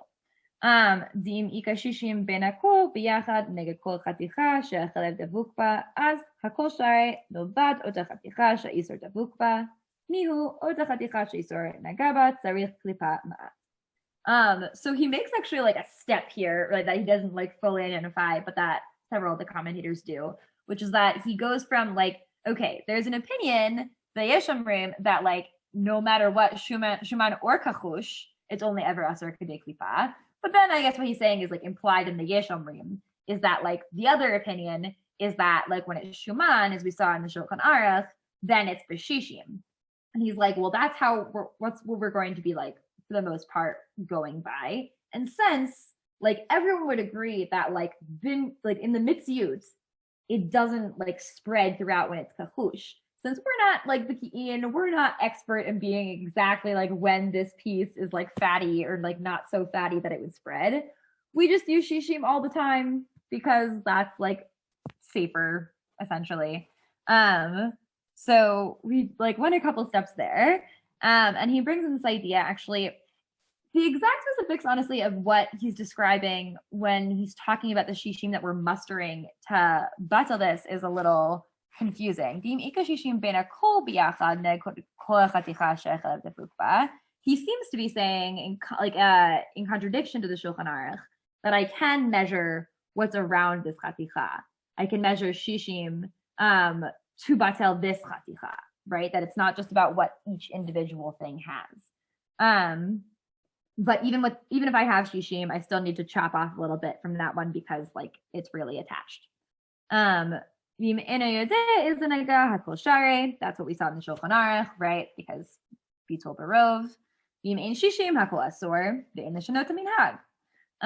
ואף על פי שיש בזה קצת כולה, אם היה איסור שמן ומפעפע, מכל מקום יש לסמוך בחיי גבנה, הדברי המקיבין, וסביר להו דאינו אוסר במליחה רק כדי קליפה, כדי שלא נצטרך לשער בין איסור שמן לכחוש, כי אין אנו בקיאים. So he says for the most part, we're going both by the opinion that at least with basar shuman, it does spread with melicha, and also we're being extra machmir and saying we're doing that whether it's kachush or shaman because we're not experts. And basically it's in the case of hefsed, right? I can rely on the fact that there is this opinion that multiple people have that melicha is never aser more than kadei klipa, right? And in that case, in that opinion, doesn't matter if I'm a bucky, because no matter what, it would only ever be oser kadei klipa. So if there's kind of a hefsed concern, then I can say, fine, and you're fine. And then this last bit, what's the ktsat kula? Isn't there? Can you explain that again? So I think the ktsat kula that he's saying, and the Taz and Shach both comment on this phrase here, ima isor shamin papea, that I think the kula is talking about allowing the other things to be measured against this chaticha. In other words, if you have 60, once you have 60, then everything will be mutter, as opposed to the opinion of the Shulchan Aruch, which is that you'd have to have in each of the individual ones shishim. Yeah, mm-hmm. I think I'm pretty sure I always find this it's fascinating that by making a chumrah of judging it's fatty, he creates a kula that allows him to combine everything. And then he's bothered by that, by how can I have a kula? So he says, well, anyway, it's just you just need a klipa, and a klipa it can be batel. It can be I don't love that I gave this extra thing, but because there's this opinion that would be way more makil than we're already being, then it's not such a crazy thing to do. In this last bit, I'm just gonna summarize it because we should at least look at the other two seifim before this time is up. He mentions that all of this is only relevant to things that have fattiness in them. But for Isurim to which that's not applicable, like Chametz b'Pesach, Malicha will only ever be Oser Kedei Klipa, because what would be spreading it? We think that fatty things spread flavor. If Malicha on something that doesn't have fat, not going to spread flavor throughout. So in those cases, you would only ever need to do a Klipa. This last bit, him just talking again about Yeshomrim de Behesed Merubah Yeshla Tir Mlicha Al Yedei Klipa, right? That he brings in the idea of since there's his opinion, if we have Hesed Merubah, we can rely on the idea that I would only need to take a klipa for this. And so he goes on in the Shanot HaMinhag. Right. This is funny at the end. It's funny at the end there. He says well, actually, if we do know what the difference between shamen and kachush is. He says, "Aval lo b'isur shamen." We just got through telling you we don't know what isur shamen is. Right. He's basically well, because we're not so certain, we want to generally have this chumrah, but also we do think you can kind of tell the difference between a fatty and a non-fatty piece. So it's a sort of weird in between that he has going on here. Yes. So just briefly, one touch back to the Shulchan Aruch and a fun opinion that the Beit Yosef cites before we go on to the next one is that in the bit that Yavni read about what happens how we measure with the other chatichot, Rabbeinu Netanel suggests if the chaticha touched another chaticha, that chaticha can join in for the bitul. Even even if it wasn't in the place where this other chaticha didn't touch the chelev, but it touched the chatikha that touched the chelev, or that had the chelev in it. And he's like, well, I think I could join in then. But the Maharam says that that's ridiculous, and we hold like the Maharam against him, which is what we see in the Shulchan Aruch. Okay. Except for the Ramah, who would hold like that, actually. Yes. Right. So we see that like opinion ends up being preserved in the Ramah here. Does somebody want to read Yud? It's short and sweet. Somebody who hasn't read? I can. Amazing. במה דברים אמורים? כשהאיסור וההיתר שניהם מלוכים. ואפילו איסור מליח וההיתר תפל. אבל אם ההיתר מלוח והאיסור תפל, אינו צריך אלא הדחה. ויש עשרים נוגעים זה בזה, ויש להקל במקום הפסד. So what are we talking about? When both pieces of food are salted, or the forbidden food is salted and the permitted food is less important.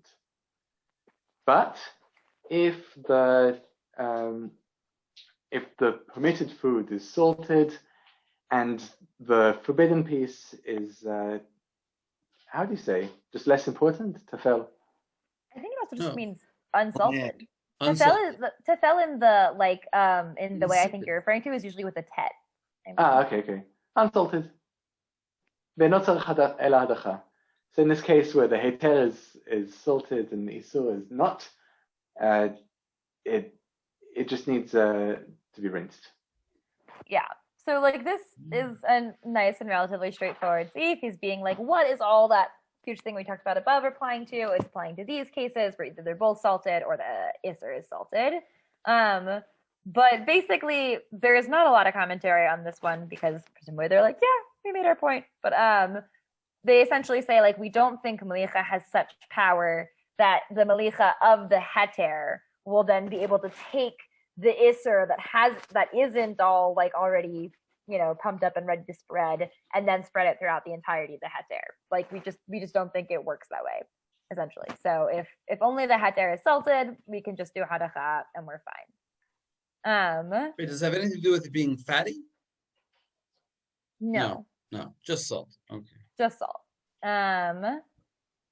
Okay, I don't know how much time I have left. There's like, depending on. I can give you another couple minutes. Okay. Maybe just go straight to you. Oh, go ahead. Yeah, so I'll just read this last bit. So this is Yud Aleph. So I brought the Torah for this one just because we get an interesting kind of disagreement between the Torah and Shulchan Aruch, which doesn't happen commonly. וכתב הרשב"א, דווקא כשהאיסור המלוח למטה וההיתר התפל למעלה, דתתא גבר. אבל אם האיסור למעלה וההיתר למטה לא בא אלא כדי קליפה, דתתא גבר. שההיתר שהוא למטה מצנן העליון ואינו בולע אלא כדי קליפה. עד כאן, יראה שהוא סובר שחום על ידי מליח אוסר הכל, ואדוני אבי הראש ז"ל לא כתב כן, וגם מה שחילק בין אם האיסור למטה ולמעלה, כתב שאין חילוק, וכיוון שהוא חם על ידי מליחה, אין חילוק בין תתא לעילה, אלא בכל עניין של איסור מלוח, מבליע בהיתר התפל, מקום מקום, אין אוסר כולו, שאין כוח שעל ידי המלך להבליע, אלא כדי קליפה, וכשהאיסור התפל הכל מותר, ואפילו קליפה לא באה.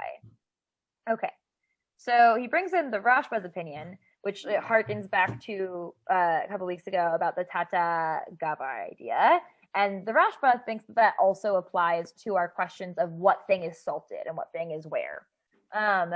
But the Torah is like, well, no. It also brings in this idea, well, it seems that the Rashba thinks that Malicha makes the whole thing usher, aka that you would need Shishim.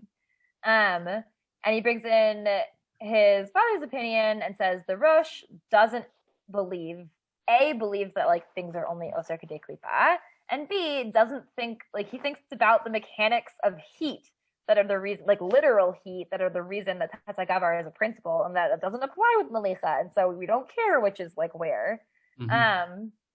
And so though he doesn't explicitly say it, pretty much whenever the Torah is saying like Adonai Harosh said this, like usually means, and that's how I hold.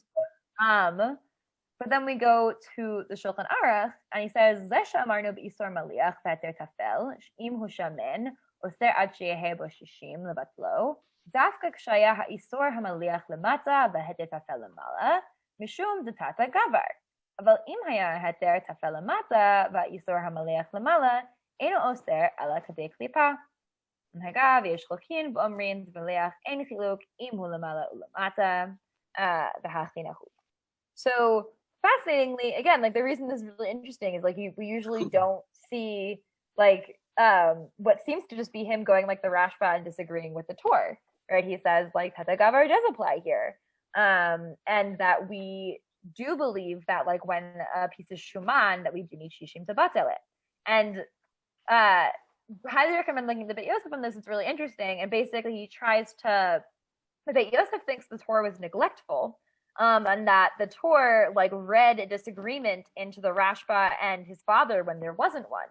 He says actually you didn't read the Rashba well, because if you had read it well, you would see that he only thinks that like you need shishim when it's like shuman, and not when it's kachush, and that's the same opinion as the Rosh. He's like actually like, which is how we understand then the Shulchan Aruch poskening this way, because usually without a particular reason, he's not going to just like go against seemingly the Torah and the Rosh. So he's like, no, I think you misread the way that your father's opinion interacts with the Rashbas, and so actually they're the same opinion, and I hold that way. Yeah. Okay. Well, it's a kula also. It's also a kula, and this whole din is sort of questionable. The whole din of the saltiness being like cooking is sort of not 100% convinced. We're not 100% convinced of it, I don't think. But anyway, okay, very good. Thank you very much, Lexie. That was great. I gave you a big piece, and you conquered it. Very good. Thank you. Now, Josh, I also gave you 3 sifim, and I didn't give you as much time, so you have a harder job. That's fine. These are very doable sifim, and we won't go too much in detail. Okay, and we're going to finish tonight. We're going to finish the Siman. So we can celebrate the Siyum Siman. Let's do Yud Bet and Yud Gimel together, and because they're kind of parallel cases, and we'll try and find something interesting in each one, and then do Yud Daled, find something interesting there, and finish up. Okay, so we're continuing with this idea of salty transference, and we have this case: גבינות שנעשו בדפוסי עובדי כוכבים, אף על פי שנמלחו בתוכן, מותרים. Okay, so if you're making cheese in a cheese press of non-Jews, even though there's salt going on there, you're salting the cheese in this thing, the cheese is permitted. And here we have this idea of a kli that Asher was talking about, the transference between a kli and food.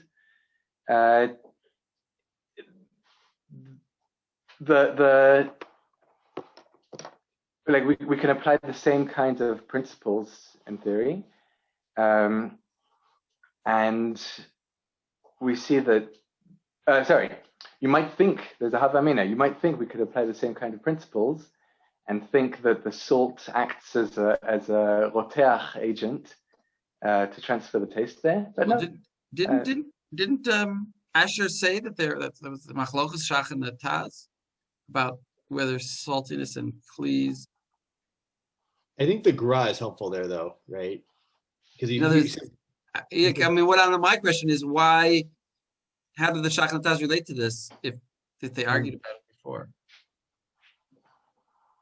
Asher, do you have a chiddush?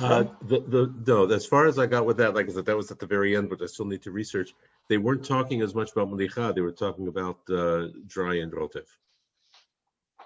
Okay. You're right. Thank you. Okay. And we'll see there's kind of discomfort with this idea, but the Torah is going to say that just all this thing of melicha is only in ochel. Lo sheich melicha ela b'ochalim, aval lo b'kelim. That's the Torah being very simple there, but not everyone agrees. So that's the cheese example, and the Rama is less. He kind of expands it and limits it at the same time.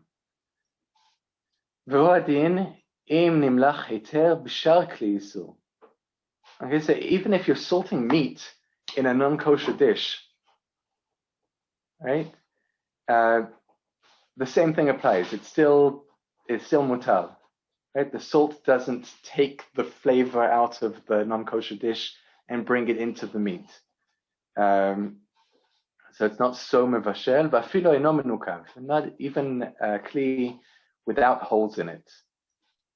De'en maliach kiroteach kol kach leaflit min hakli ma shebalua b'tocho.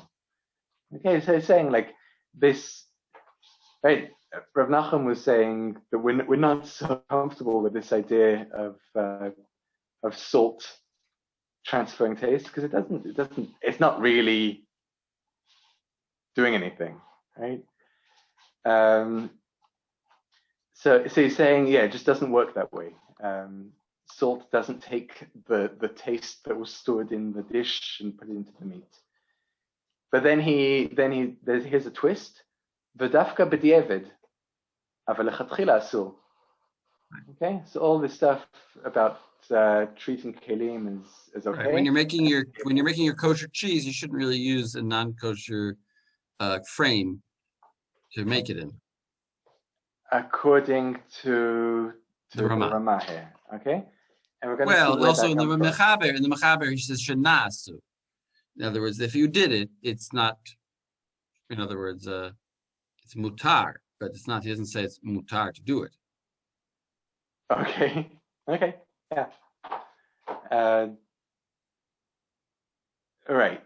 And I think we'll look in a minute where this discomfort comes from. But there's a parallel case here. The Yud Gimel is kind of talking about salt acting as a salting agent for itself. Okay? Just melach or tavlin she'en beke'ara shel basar mutar litnam bechalav. Okay, so if you have salt in a meat bowl, you can put that salt in a milk dish. Okay, salt itself doesn't absorb the flavor of the dish. Okay, I'm sorry I'm doing all the reading.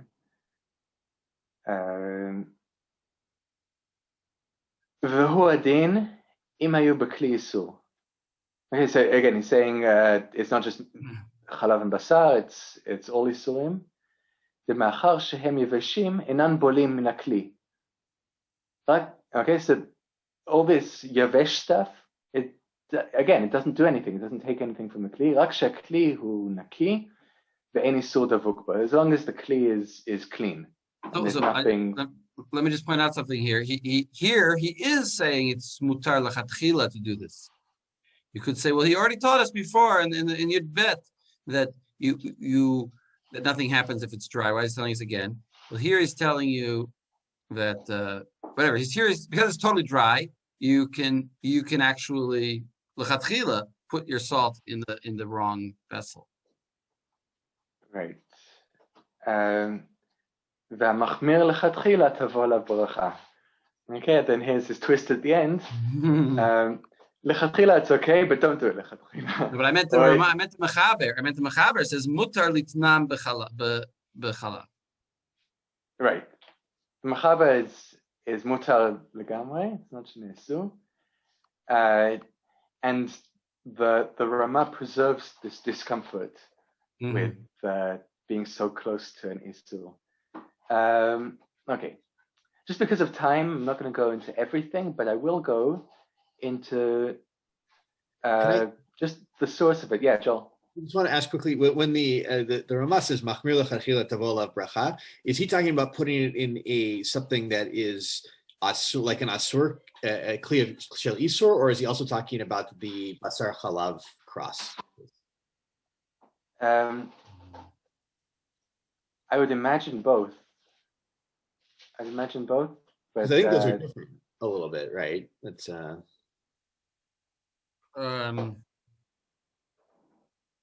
it's a good question. The first case, you see, you'd get in the Mechaber, he's talking. You didn't really do anything wrong. You just brought out. In other words, you put your salt into your milk bowl, and now you just want to put some of the salt on your meat. So that is allowing. In the Ramah is going one step further. He's saying you can take sort of a vessel that you shouldn't really have in your house, an Isser vessel, or you could be in a, and you can put salt in that. Yeah. And then use it. He said, well, really shouldn't do that at the end. Yeah. So maybe he's just bothered by the second one. Yeah, I do see that. I correct myself. I do actually know. In Hilchot Basar v'Chalav, this same halacha is brought, and the Rama says the same thing there. He says, "Machmir tavo alav bracha." Excellent. Okay, so we can look at that in a minute. No, but you sure it's the same? He said, Let's look. Yeah, let's look at it. Okay, here we have Siman Tzadik Hey. Yeah, there you go. מלח נתון בקערה של בשר מותר מפני חלב. ומחמיר גם בזה תבוא עליו ברכה, כי יש מחמירים מלכתחילה.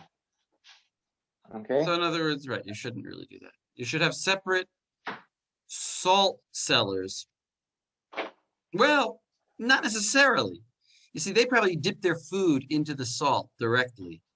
So there's you could have. What if you had a parv? You could have a parv salt cellar. Now, what does it mean? You have salt in a kara shel basar. So it must mean in the past you used that kara for meat. Yeah. But if you have what if you have a parv? What if you have a parv vessel for putting your salt in? That would probably wouldn't need two necessarily. It might depend on, again, if it's an issue of nikiyut, then you just have to solve that nikiyut problem. If there's an inherent problem of salt transferring taste, then you have to solve that halachically. Exactly. Assuming it's clean. The Rashal, we have the Marshal here. He's quoted. He says, "Makol makom mishabeach ani minhag Ashkenaz, sheyesh lehem kelim asuim lemelach אחד לבשר ואחד לחלב, לפעמים בתוך הסעודה שידיו מלוכלכות מן הבשר לוקח שם מלח, ואחר כך ייקח לחלב וכן איפכה."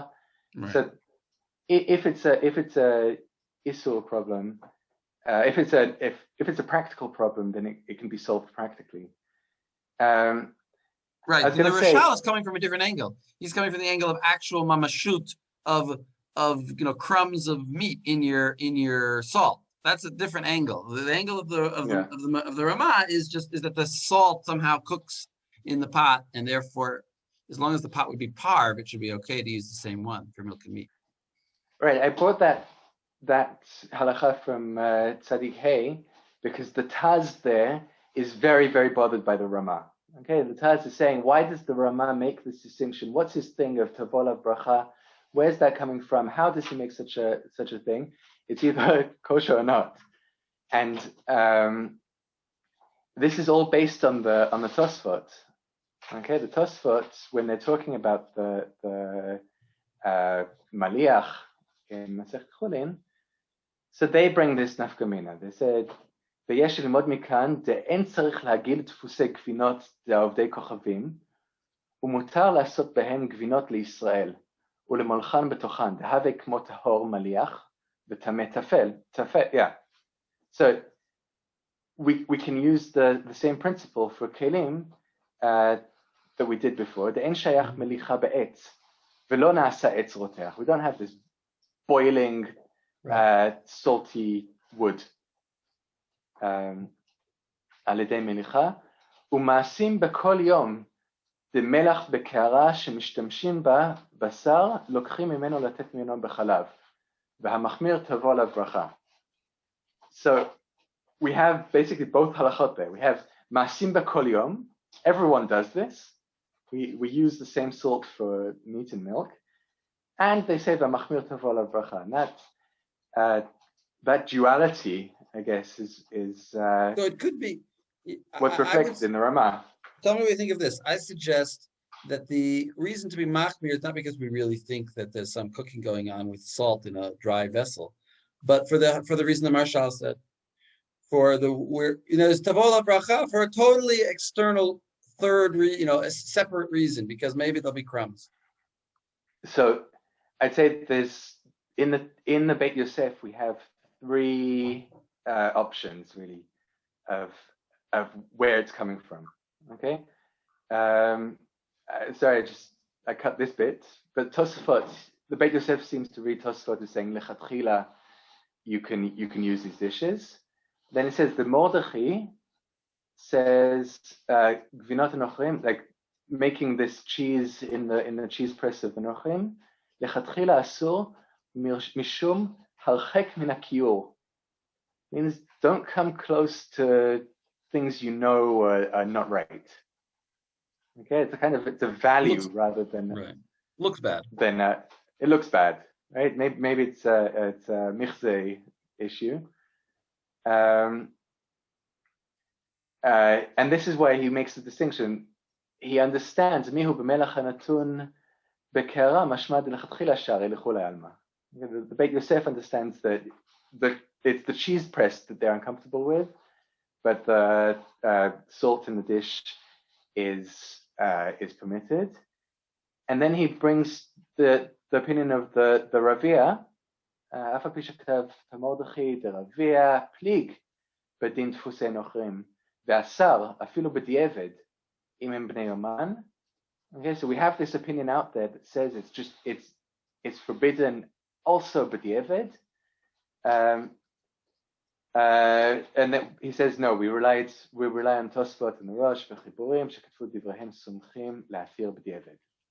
Okay, so he says in these cases we can be okay at least b'di'evid. We don't have much time left. Let's get through Yudaled, and then we can do our siyum. Melach habalua midam. Okay, so this is salty. This is salt that was used to salt meat, and it's full of blood. Kagon memelichat basar v'natnuhu b'ktera, או שנתנו בקטרה בשר מלוח בלא הדחה. אם יש 60 כנגד המלח מותר. Okay, so we have this bloody salt put into a dish, and the Shulchan Aruch is saying we need 60 against that salt.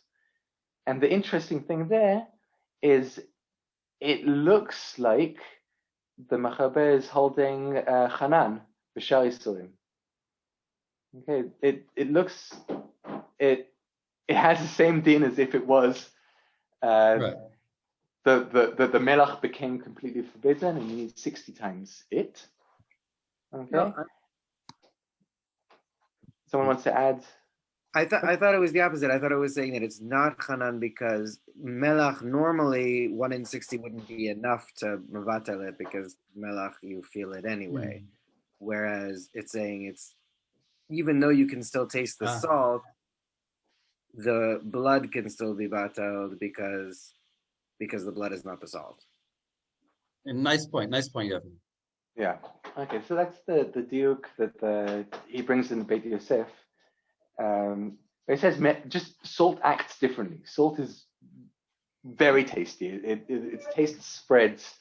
You need just a few bits of salt and you taste it all over the dish. So there's a question: do we see this as isur salt or as blood within salt? Do we treat it like it would have been blood, or do we treat it as salt, which is now forbidden, but acts like salt? And the Rama adds a bit of nuance there. He seems to be explaining the Mechaber rather than arguing against him. אף על פי שהמלח עדיין נותן טעם בקטרה, מאחר שאין המלח אסור מחמת עצמו, אלא מחמת דם שבתוכו. And as we spoke about that before, things which are asur by themselves are asur because of something else. So it says, "Kol makom she'en ha'oser yachol lelech sham, en ha'ne'esar oser yoter min ha'osro." Okay, even though salt is more powerful than blood and could get into every part of the dish, and it's lo batel afilu be'elef maybe. We can't say that the salt is more oser than the blood which made it asur in the first place. So we treat it as blood. Let's say it like that. The Beit Yosef brings other reasons. He says maybe it's just because it's impossible to calculate how much blood got into the salt, so we just we assume that it's entirely blood, and that's how we calculate. Wait, the Ramah holds Chanan b'shar Isurim. So technically, the salt does have Chanan here, a little bit different from what Yavni was saying, and we're adding to that a new limitation on the concept of Chanan. And even though there's Chanan here, we still realize that there's a thing called the Ne'esar and the Oser, and right, the thing that caused the right. Right, it seems to be another case where the Ramah doesn't really hold Chanan b'shar Isurim. Right, it's kind of like he's saying even though it's really Chanan here, since the source of the Isser in this salt doesn't reach is batel, so therefore the salt is batel. So it's really,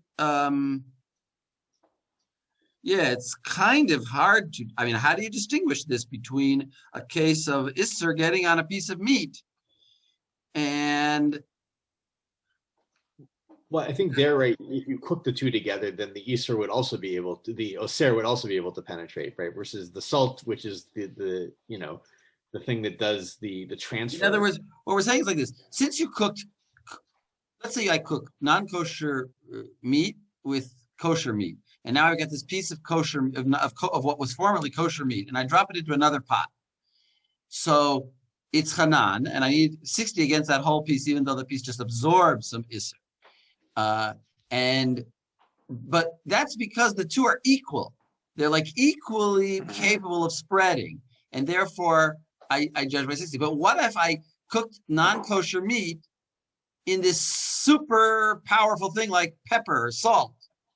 So do I say that I look at this pepper as if it's all usser, and therefore wherever the pepper I can taste, it's usser? Or do I say no? Since I can only give it the mobility, the ability to spread according to the original source of the Isser, even though I'm measuring against all the pepper. So it's a. I wonder what would happen if you made something like a beria asur. Do you treat it like the oser or like the nesal? I don't know. I'm just throwing that out. I don't know what a beria is, but he's teaching a principle that just because it jumped on a fast moving locomotive doesn't mean it gets further than it should have gotten in a normal case. So the salt, that's maybe not a great mashal, but the point is, you view the salt, which is usser, as you imagine it only traveling as much as it would if that salt weren't salt, but it was just meat or blood. It's a very important limitation on Hanan. I'm trying to rationalize and why it makes sense. Any last words, Josh? Tavo aleinu bracha. We use salt shakers, so we don't have this problem. So yes, we will have a bracha. Bezrat Hashem.